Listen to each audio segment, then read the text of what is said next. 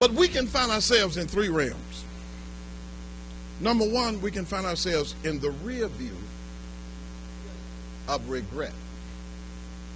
Looking in the rear view of regret.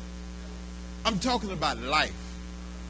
Life is going on because life waits on no man. But we're too busy looking in the rear view of regret. It's almost like Brian McKnight. Shoulda, coulda, woulda. You hear me? Because we're looking back on life. Cannot enjoy today nor the moment that is before us because we're looking back on life with regret. Can I tell you about grief, guilt, and grudges? For folk who are always looking back, everybody has been hurt. Everybody has played a "you done me wrong" song. Everybody has been disappointed in life. But at some point you got to learn how to get over it. Get up and get on for the glory of God. In the rear view, looking back in regret because you've made some mistakes. We could be right now on the recliner of reluctance.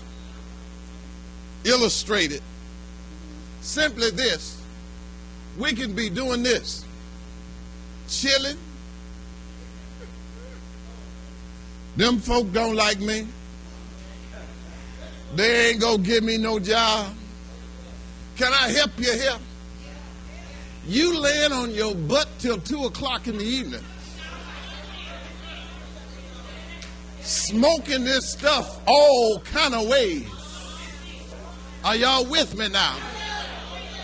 Putting all kind of profanity, tattooing it on your body, showing up looking like I don't know what, smelling like weed and all night long.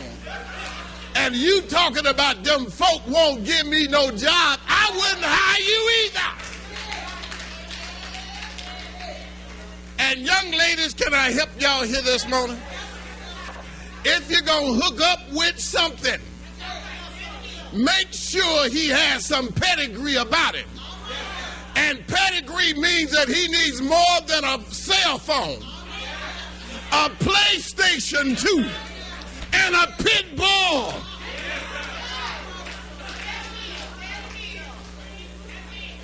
I am disturbed by this generation of brothers who will get license and medicine for a dog. And you see them walking down the street and the dog pulling. Who's walking who?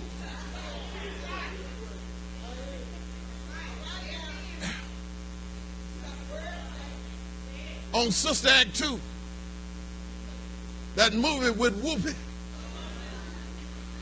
they said if you want to go somewhere, if you want to be somebody, you got to wake up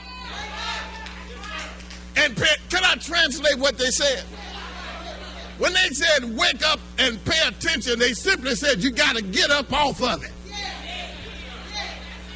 And put what God has given you to work for his glory and his honor, because life waits on nobody. You could be in the rear view of regret. You could be sitting on the recliner of reluctance, or you can be reaching and realizing your potential. And that means, and let me just suggest, there's nothing wrong with anybody wanting better for your life. Nothing wrong with it. Can I help y'all here today? Your pastor, he might not say it, but he wants better in life. And can I tell y'all something here today? You're not going to find a Reverend Don Dredd at the prices y'all pay anymore. Might as well get ready for it. I got to tell you the truth and shame the devil. What you got in a Donald Dread, you don't get at these prices no more. Are y'all with me now?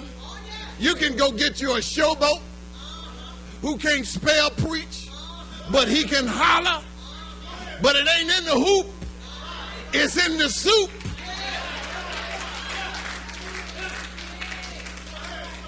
And when he's gone, your little heart gonna be broke because you trying to find a Donald Dread at the prices you paying. It ain't gonna happen because everybody ought to want more out of life. But hold it, let me help y'all here, because I know we got some name it and claim it's in here. Folks who name and claim everything, blab it and grab it. You hear me? Want to live on Abundance Boulevard. You hear me? Nothing comes to a sleeper but a dream. Everybody in here not going to go to Shreveport and hit it big. You know, I claim you in the name of...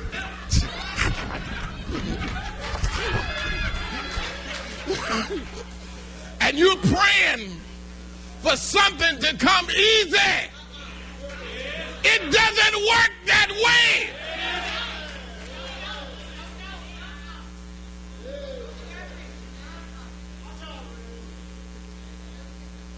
In the text.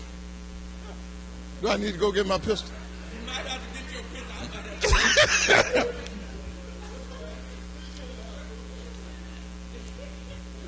In the text, Jesus has returned to Jerusalem for a feast, which is called Purim.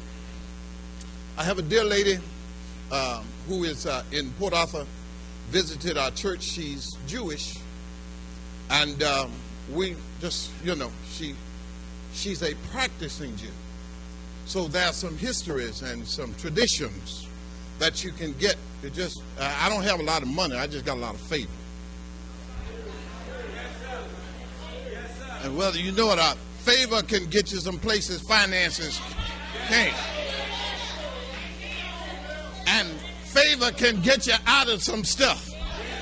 I wish I had somebody here. Yeah. She's an elderly lady. She's a Jew.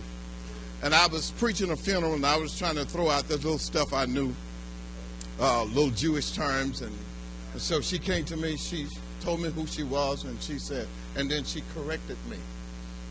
You know, we said Barak. She says, well, Pastor, that's not Barak. It's Baruch.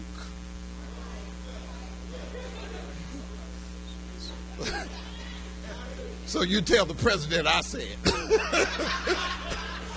that his real name is Baruch. But she shared with me about the Feast of Purim and what the tradition and the practice of Purim. Purim was a time of benevolent giving. Benevolent giving, anonymous. I say anonymous. Christmas is coming up, anonymous. Because you've been sending a card to somebody for 3 years and they didn't send you a card back, so you have scratched them off. It's anonymous giving. It was when those who had would give to those who could not in any way return. Now I'm going somewhere. Got a long way to go in a short time to get there. There are two kinds of people that I know, even in the church. Yes, sir. There are folks who give, and there are folks who get. There are folk who don't mind honoring the Lord with the first fruit of their life, who believe that the tithe belongs to the Lord and don't mind honoring God with that. But there are those who don't give, but they get. I wish I had somebody here. Where else can you marry your daughter, bury your dad, and get a full baked chicken dinner with tater salad and string beans for $1?